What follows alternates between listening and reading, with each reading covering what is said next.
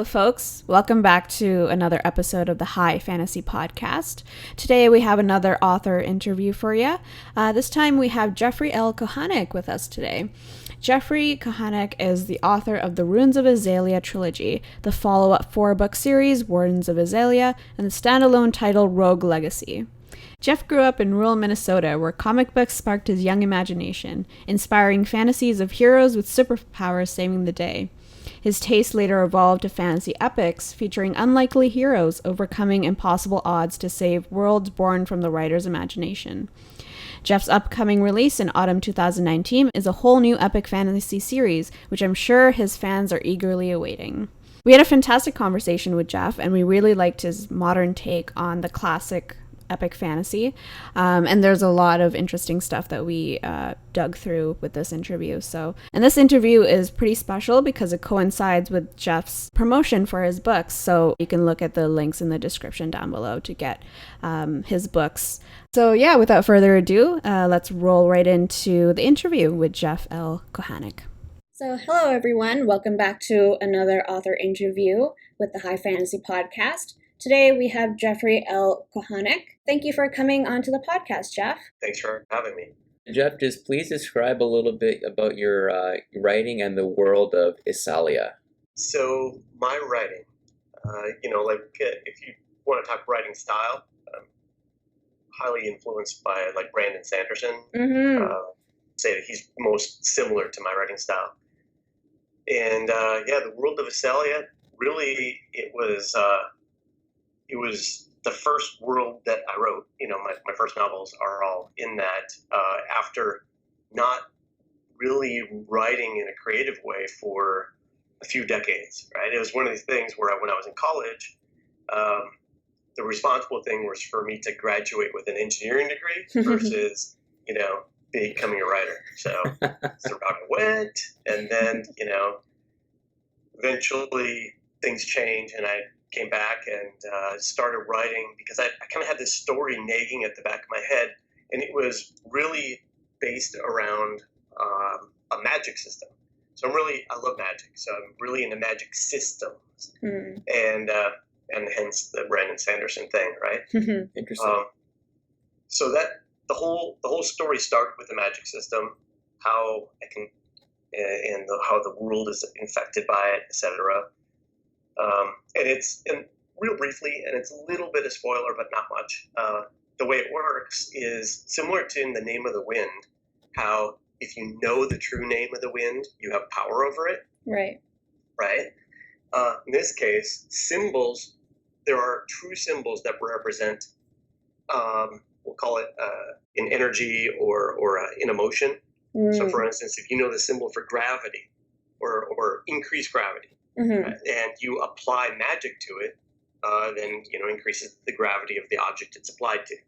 So it's and certain people are able to collect this energy, this magic, and apply it to the rune, and it can be applied to inanimate objects or to people.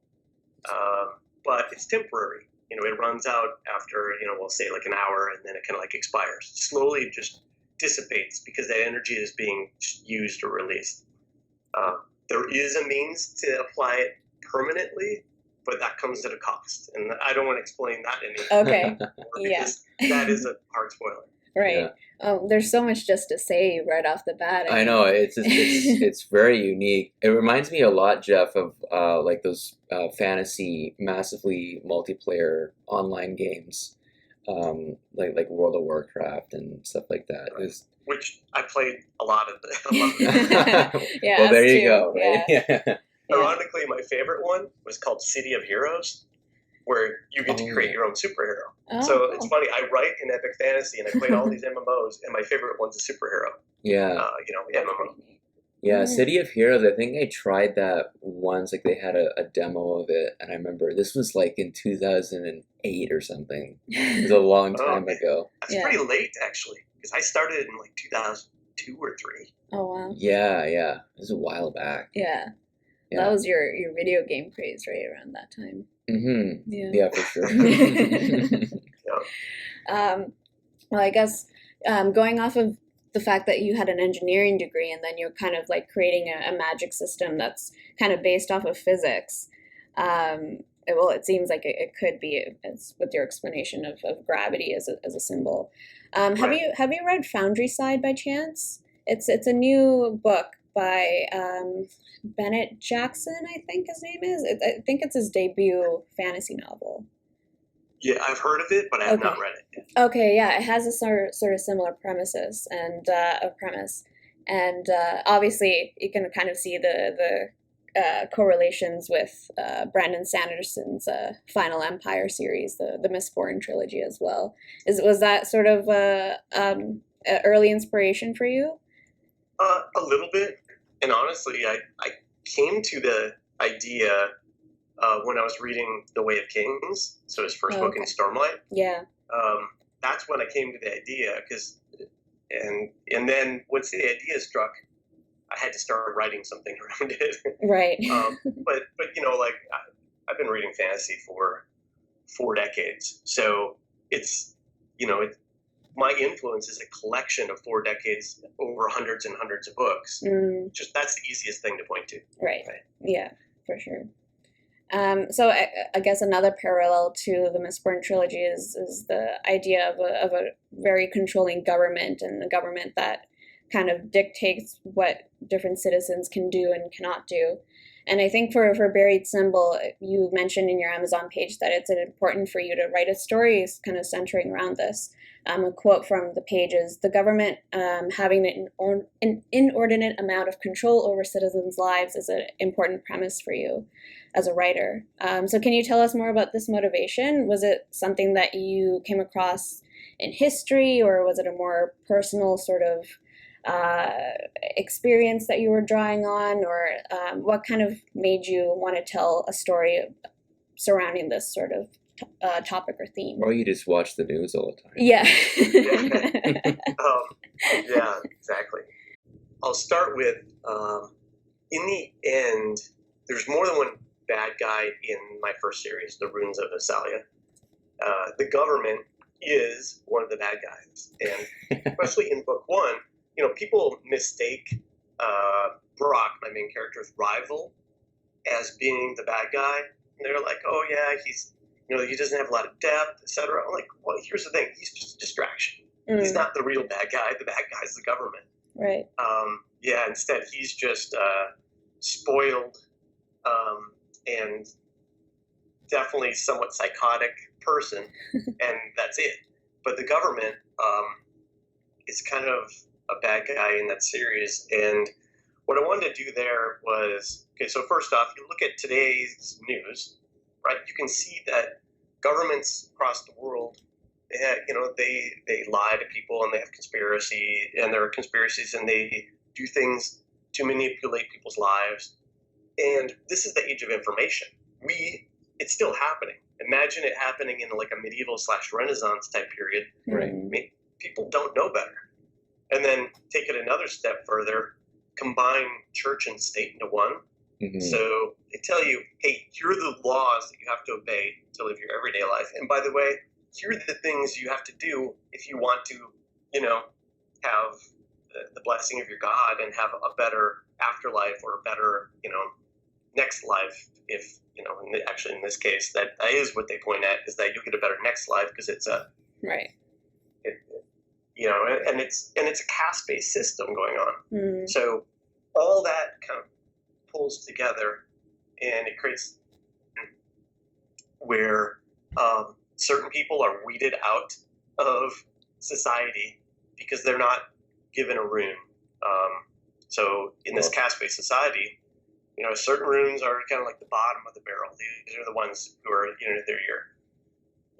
they have the worst jobs in society, and they're kind of the lowest rung. And then you have the ruling class, which is the top of the pyramid. Mm-hmm. Well, what they do is they undergo a magic ceremony that applies this rune to people. And it's somewhat based on what your natural ability is, and somewhat based on what the government wants you to do. Okay? So all this is part of what builds that world and builds the story. And then, your main character is among that 1% that is treated like an outcast because he has no rune. he's kind of like a nobody who doesn't have a role in society. He has no place to fit in society. So what do these people do? They turn to their criminals, because they don't really have any other way to function. And, they'll end up in prison or killed or whatever. Well, he decides to break the norms and risk his life to try to make a change for a better life, under false identity and all this stuff. And that's kind of what sparks the story, because him doing that changes the situation. And I really spoil the story big time if I explain more about it. But that was critical to what I had going on. Yeah. I really love underdog stories, so that was a nice way for me to tell one. Yeah, that's pretty cool. And it's cool because it's a story that we hear a lot in contemporary culture and even other types of literature. And it's neat that you've fit that in very neatly with this really complex fantasy world, and it has these different systems of magic and stuff like that. Mm-hmm. So it's kind of cool. And so I guess in that way you're making it kind of relatable, like to obviously a contemporary reader. So I think if it was two-stepped, like I've had this before where I've complained that there's not enough religion and like medievalist values per se in people's fantasy works, but at the same time, if it's too much in that direction, people aren't going to be able to really recognize it. Mm-hmm. But you have, and sorry, I might have missed this. Did you say like do people have addiction or anything like that in your stories? Not so much an addiction. I will point out one thing I did point out before. There are actually two types of magic. So I explained one type, and this is kind of that's the one that the core of the story is around. But there's another type that's kind of more like a life magic. And in this case, it's called order. The other magic is called chaos, right? So the order magic is more around things that are internalized, like healing, prophecy, telepathy, and one of the things that they can do is they can determine natural traits or disposition abilities in people, and that's how they perform this ceremony where they get the rune. Right. So they kind of read people through this magic. Right. So, but yeah, there's not really any addiction, but you do have these two different sources of magic, and one is embraced by religion, and one is not. Interesting. Yeah. Okay. So there is some element where like you're an outcast if you use one version of this. Yeah. Okay. In fact, the contention over chaos magic continues in my second series. Now I'll say the Wardens of Issalia series is a little bit more like Mistborn. In fact, in the way that it's like a clandestine organization, and there are spies, and it's two different governments kind of battling against each other, but they're trying to like do it from within before all out war breaks. It does break at some point. So that's what's happening in that battle, and that battle and argument is over this magic. It's basically a battle of ideals. Right. So it's not good versus evil. It's just my opinion versus yours. Right. I just wanted to ask about the philosophy of your magic systems then. So the order magic is kind of used by the government to justify the sort of divine order that they place upon its citizens. And the chaos magic is something sort of uncontrollable. And the order magic kind of reminds me of Star Wars even, in the fact that, the Jedis who have magic and they're kind of born with magic makes them like a higher order technically than other people, but then they kind of broke that magic system in the last movie where, spoiler alert, it seems like anyone can kind of be born with the magic. So is that something that you think about when you have created a magic system and kind of create a world around a magic system, like the whole life philosophy that you're trying to propose? Yeah, definitely. Yeah. So it's the philosophy around it and how people view it. That's an important part of what the story is, and then how it affects society, right? So it's just like anything else. Technology affects society. You think of third world countries, they don't have technology we have. It affects how that society, they live. And magic is the same way. So when you start out, if chaos magic is buried, but it's able to do a lot of things, some cool things, some scary things. Well, as that comes back, things are going to change in society. And that is very visible. There's a vast difference in how society operates in my first series versus the following series, which chronologically there's supposed to be like a generation, like 18-year gap between the two storylines. Right. So you kind of see, how does this world different now versus how it was during the first series? That's pretty awesome. I like books that kind of delve into the world later on, and it's not just like a huge 8-book series of the same chronology. Sometimes I like dipping in and out of books. Is that something that you were thinking about instead of just making a whole new series? You kind of felt like you wanted to show a snapshot of later on, like how the magic system has affected, like the new sort of situation has affected the civilization later? Yeah, so my first series, I went in with a pretty solid outline. Like, I knew the story I wanted to tell, and I knew I could do it in 3 books. Right. But when I was done, in order to create something like that, you create a world, you create all these backstories, and there are all these places you didn't go or things you didn't touch on that could have, you could add to. So I knew I wanted to write something else. I just had to figure out what and when. And then, and I'll tell you that what really kicked off the second series, the Warden series, were the characters I wanted to put in.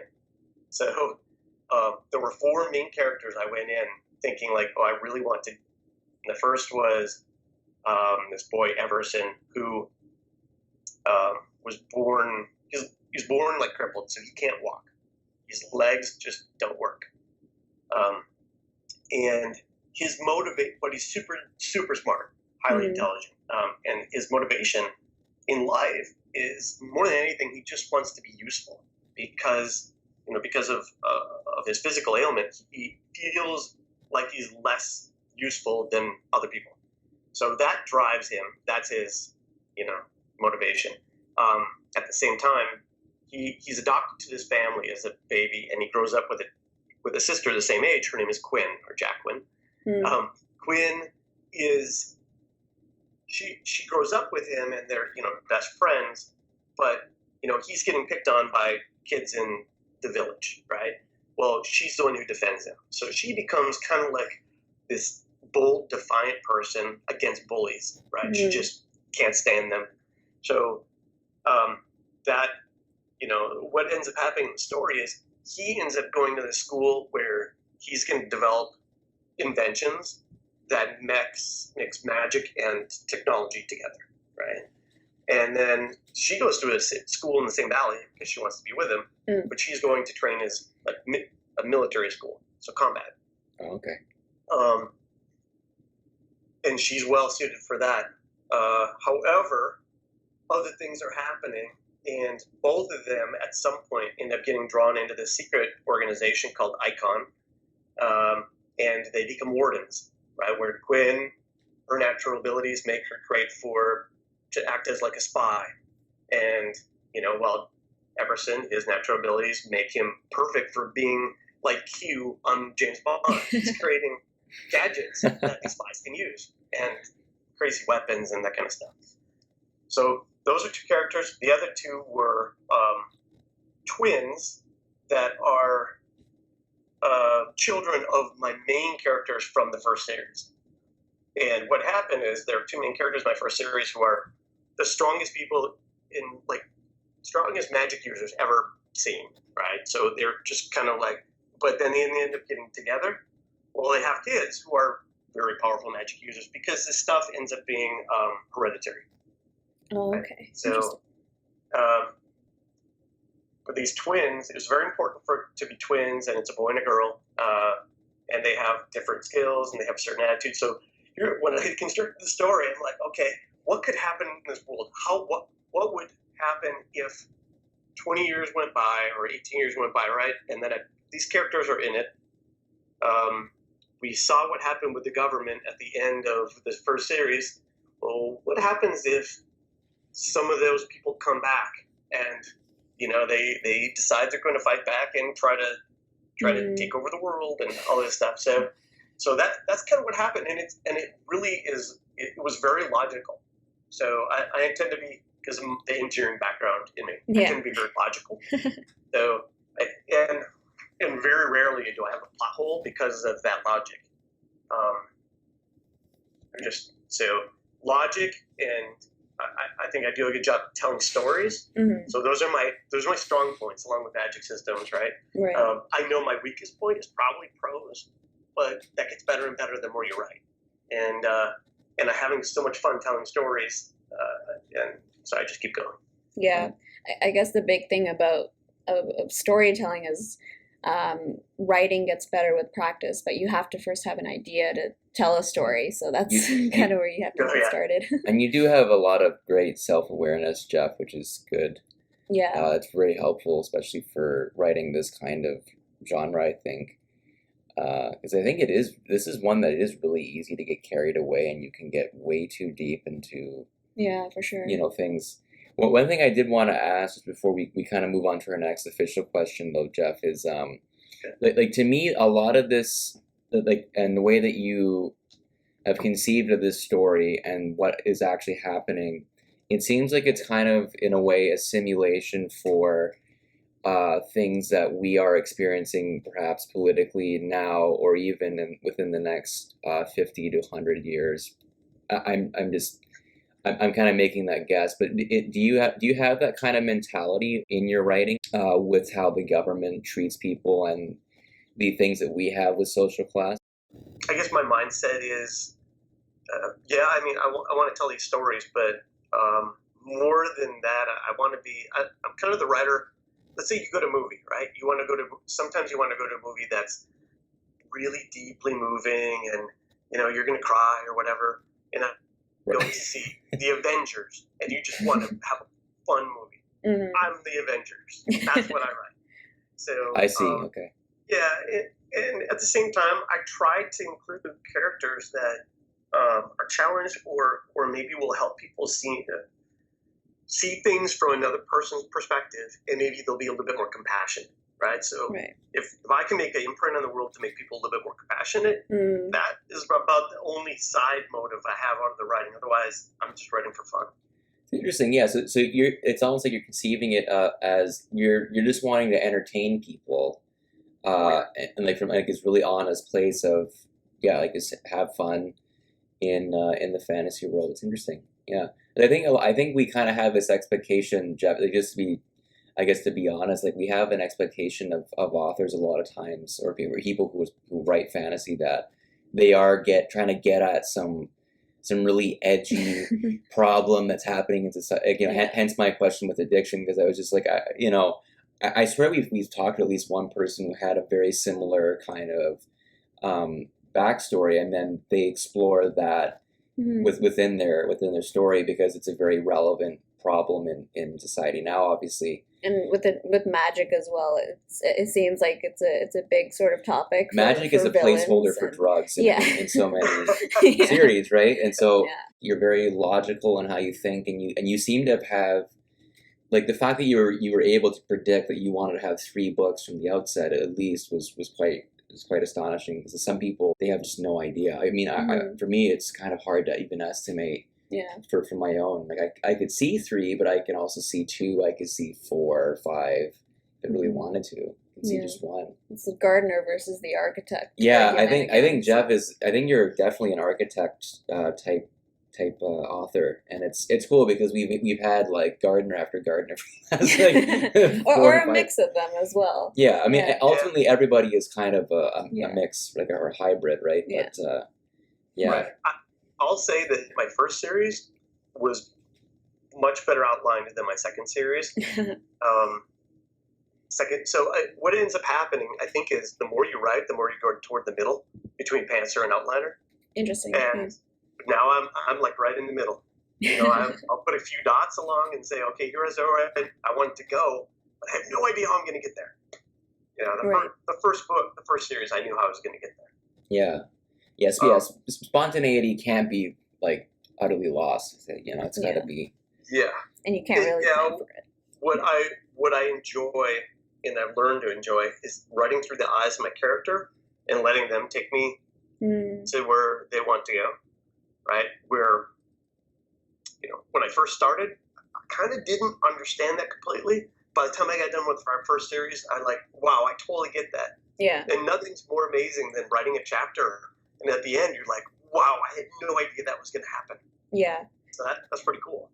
Yeah, that's a pretty exciting one for sure. I guess going off of that question is character development itself and how characters develop in epic fantasy stories, because as Morgan mentioned earlier, is with epic fantasy, you can really get carried away with different elements of world building and the huge battles and, fleshing out the magic system and things like that. So how do you personally balance character development with the demands of the genre? And do you find that epic fantasy is actually a good playground for character development, or do you find that it's a struggle between the two that you have to kind of manage as you write?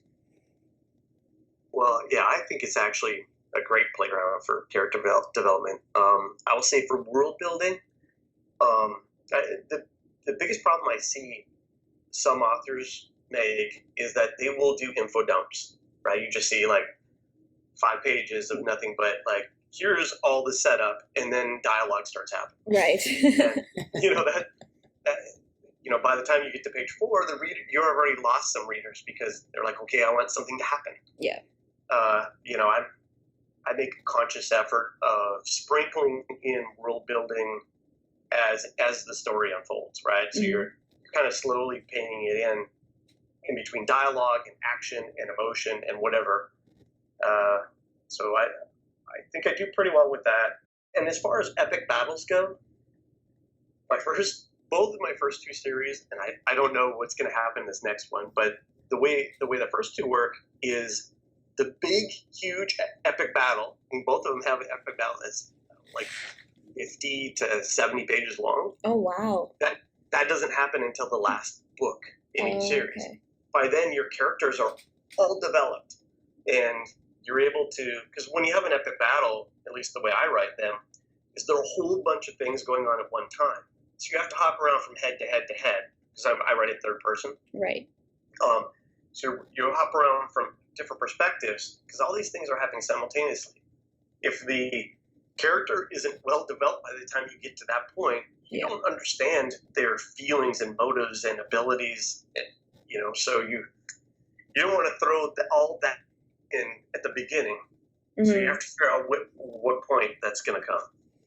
So it kind of seems then that the different elements of storytelling really kind of help to balance out a really well-rounded story in fantasy, because without character development, you can't have a big stake battle, and then you can't really have good dialogue if you don't know what the setting is and what sort of world you're speaking about. So that's a really interesting point about how to meld all those elements together consciously and not worrying about all of them individually, but seeing how they kind of play off each other. It's a very practical mentality for writing. Yeah. So I will say that some of what I'm talking about, I actually learned some of it. Some of it comes natural. Some of it I've learned just by listening to, for instance, Brandon Sanderson has a YouTube series where he talks about, writing in fantasy. Yeah. So that was excellent. And it made me aware of things that I was doing subconsciously. Right. And sometimes just aware of it, so that way you can, either stop doing it if it's wrong, or ensure you continue doing more of it if it's the right thing to do. Right. Yeah. What would you consider is the most important lesson or sort of value that you've gained as an author, and you would consider imparting to other authors who might need some advice or motivation? What do you think has been the most valuable lesson in becoming an author? so far? No pressure. There are, Yeah.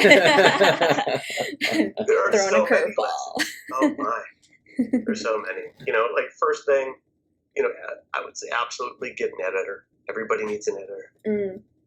Even with, I'll tell you this, even with an editor, multiple proofreaders, a team of like 40 beta readers, I still have books that have errors to go fix the errors after they're released. But, you know, it's just, what ends up happening is the human mind fills in the word that should be there, not the word that is there. Right. And, you know, it's just complicated. So getting an editor is the biggest thing I point out. Honestly, I think that the other thing I would say is you should understand what you do well and try to improve on the other stuff, right? So for me, improving on the writing or the prose is what I've kind of focused on, because I knew that storytelling I did pretty well and do pretty well with, you know, logic and not having plot holes.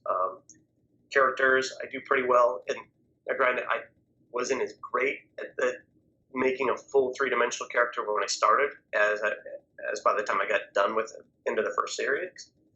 But yeah, figure out what you do well and try to improve on the other things. But as long as one thing is super good, I think that the others don't have to be as strong, right? Yeah. So if you don't have the greatest prose in the world, that's okay if your world building is top notch and your, you know, if your plot structure is top notch and your characters are top notch, it's okay, right?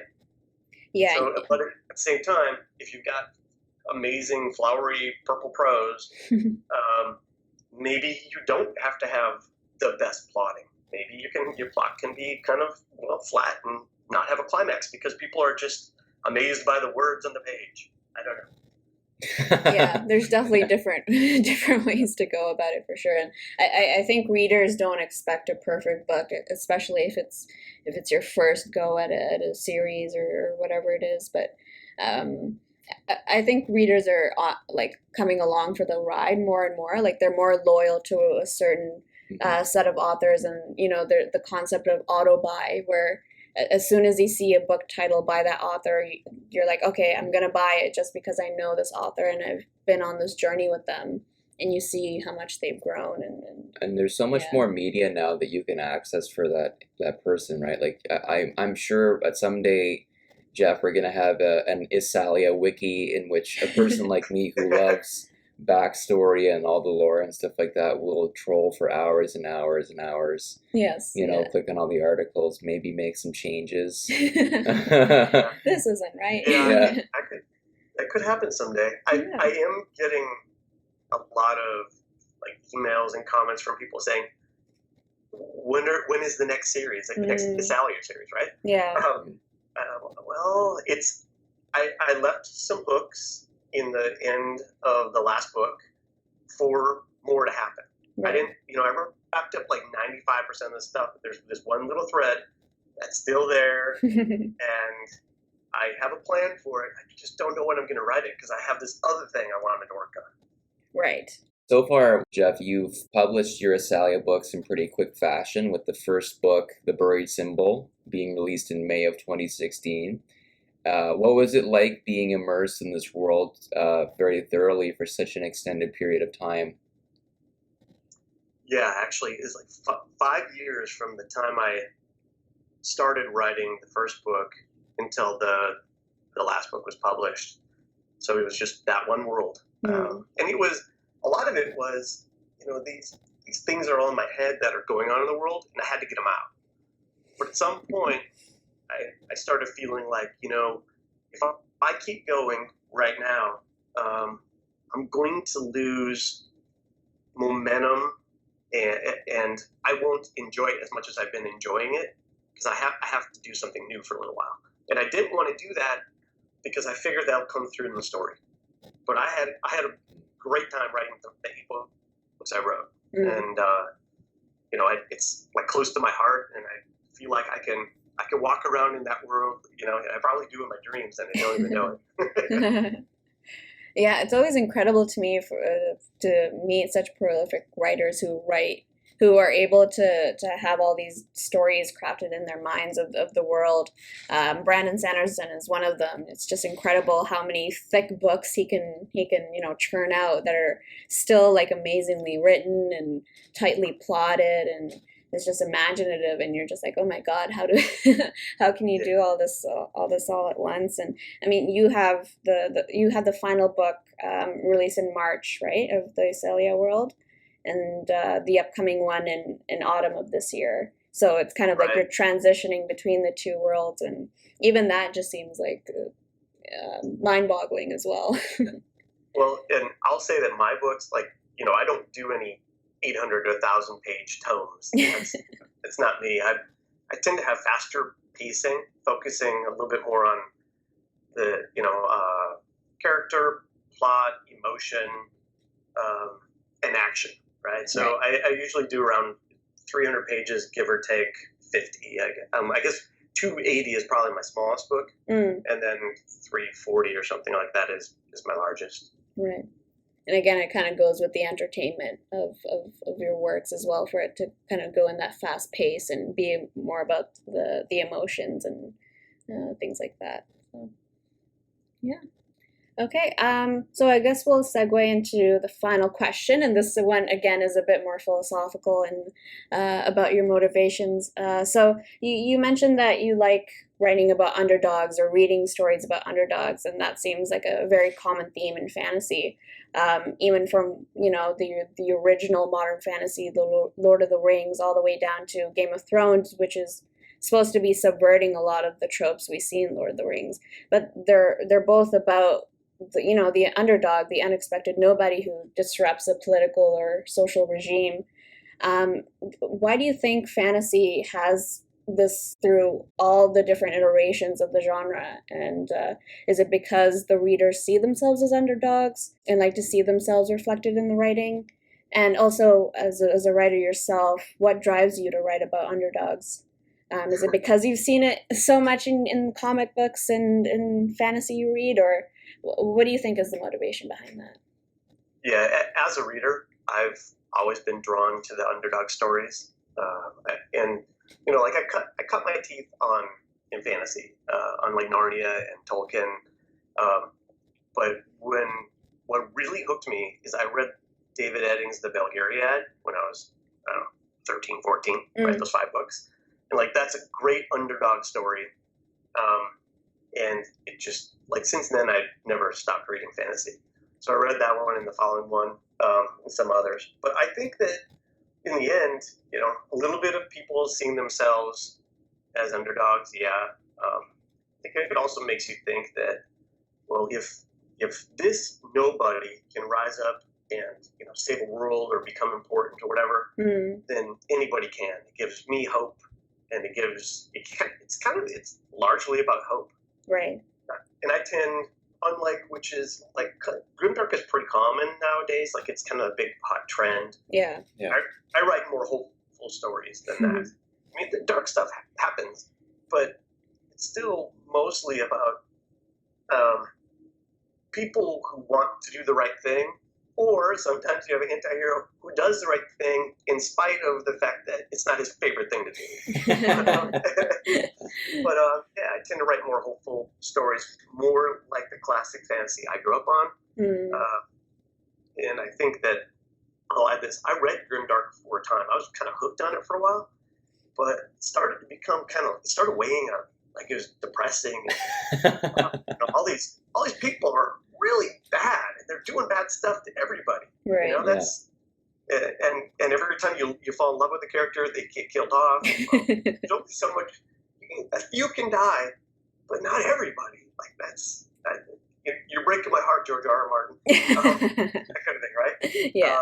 So I just stopped, and I went back to reading fantasy that's a little bit more hopeful, and I find that it's not that common now. Right? You end up finding that in the older stories, the works from the 70s and 80s and even 90s. But now you don't see new stuff coming out like that very often. So I wanted to fill that gap and keep feeding those readers. Yeah, that's pretty cool. And I was going to say, Jeff, as well. I was detecting that your stories overall are a bit more hopeful than what is currently hot and trending, and it is kind of bringing it back to a more classic Archetype. style, style or archetype of fantasy where. Yeah, like there's tons of bad stuff, and that's what really helps define the story is the great struggle or the great battle or whatever it is, the monster.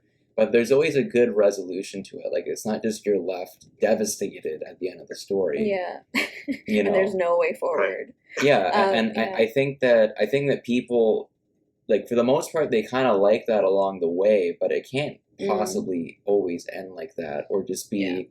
This great cliffhanger, you know, like for me, I really do like when there is a resolution and it is it's a good ending. It might be still sad or, you know, very a poignant ending. Like it's not exactly perfect, but I think it harkens back to like why we told stories in the first place in the beginning of human history. You know, it's to get through the long nights and the gruesome, arduous days of, you know, like that's kind of the thing is hope. Stories bring hope and of seeing tomorrow and everything's going to be okay kind of thing. And I mean, that doesn't mean that we need to return back to that necessarily, but it's important to also recognize why we might feel empty inside after, you know, the queen we've rooted for 7 seasons is now like turning mad and we're left empty inside.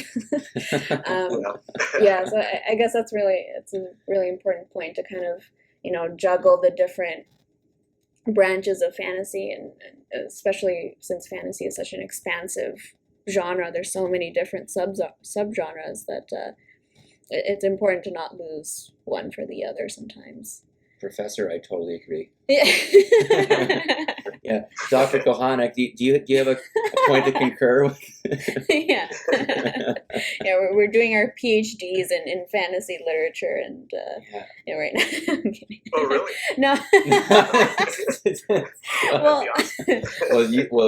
It's half true. I'm doing a master's in English literature, and I'm specializing in fantasy and eco-criticism, which is about looking at how nature is portrayed in fantasy literature specifically, and how that kind of drives our relationship with the environment. So, it was bound to get erudite for a second. Yeah.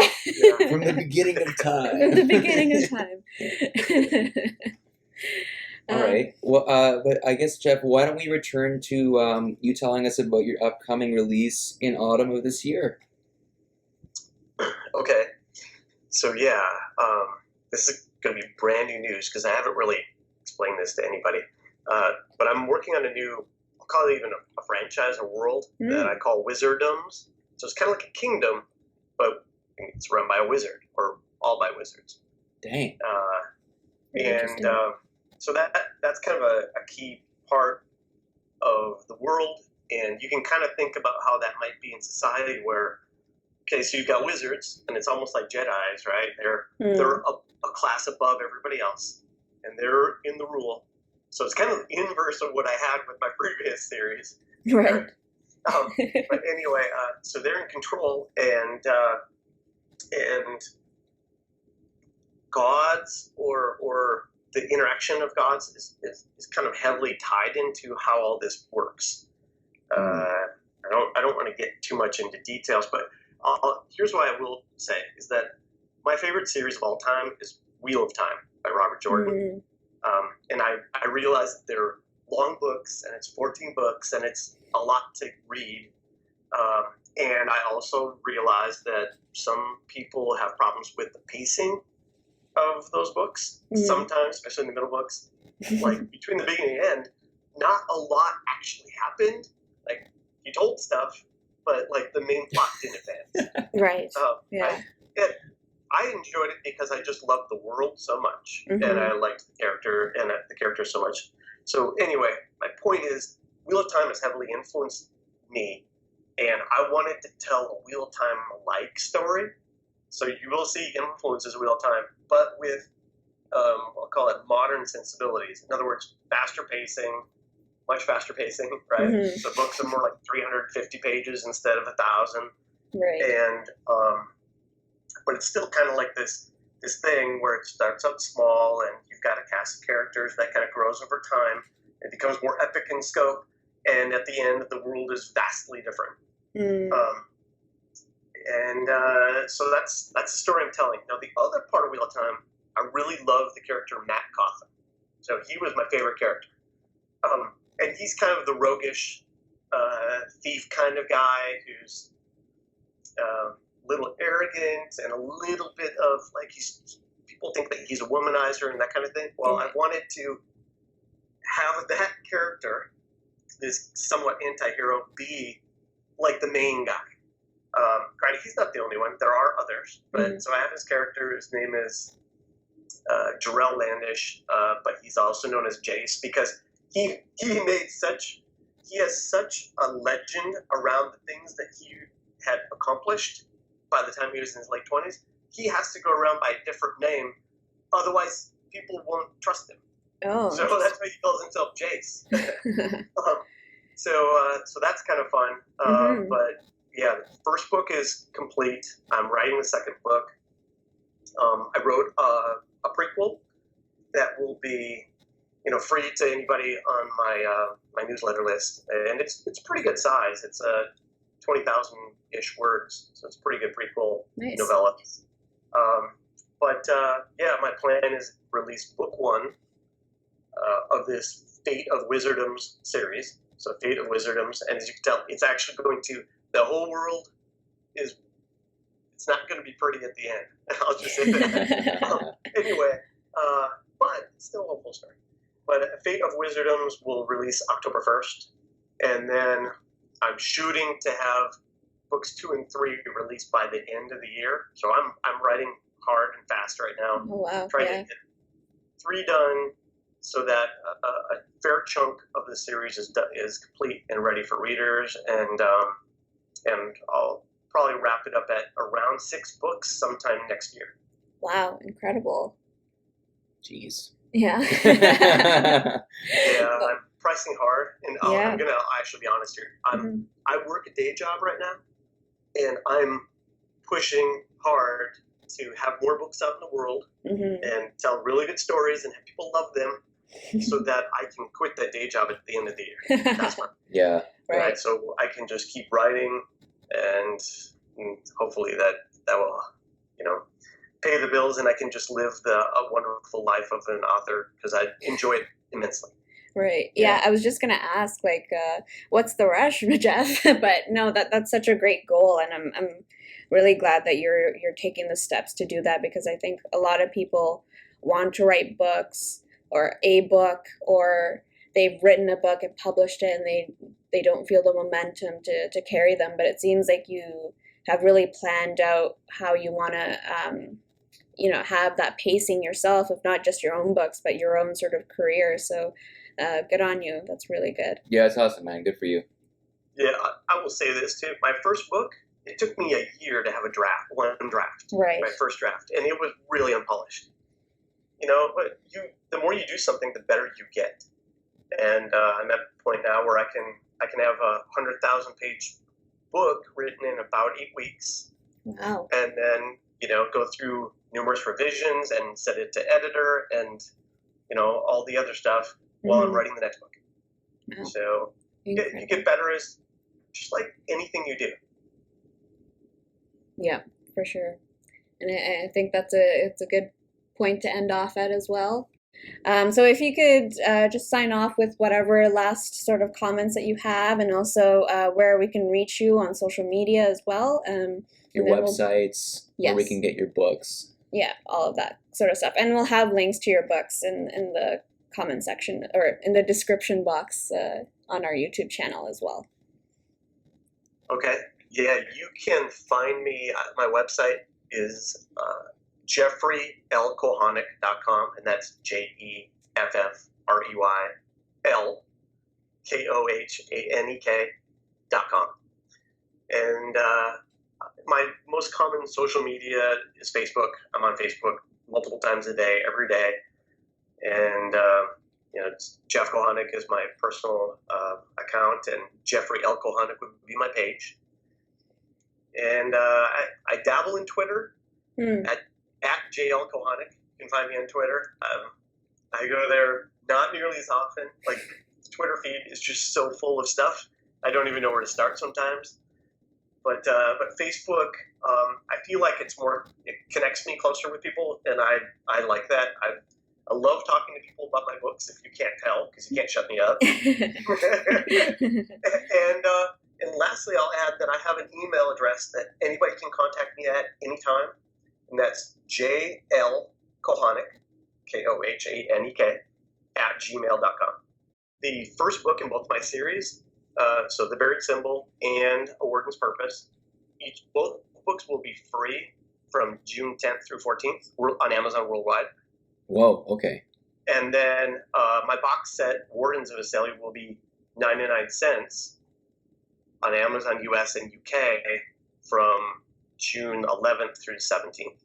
Wow. So anybody listening to this, they have a chance to test out my books for free or get the whole box for really cheap. That's such a great deal, Jeff, and that's fantastic. And thank you for letting everyone know as well. No, we appreciate it, and it was really interesting to speak with you, Jeff, and we definitely hope that we can do this again sometime. And I just want to thank you again for coming on to High Fantasy Podcast, and we'll definitely look forward to hearing more about you and your works going forward. Thanks, it was fun. I enjoyed it. We hope to catch your works in October 1st and catch up with you again soon. Yeah. Thanks so much, Jeff. See ya. If you like this episode of our podcast, you can follow us on our social media to get updates on our future episodes. On Facebook, we're at facebook.com/highfantasypodcast. On Instagram, we're at highfantasypodcast. And on Twitter, we're at podcast_fantasy. And don't forget to subscribe here on YouTube as well.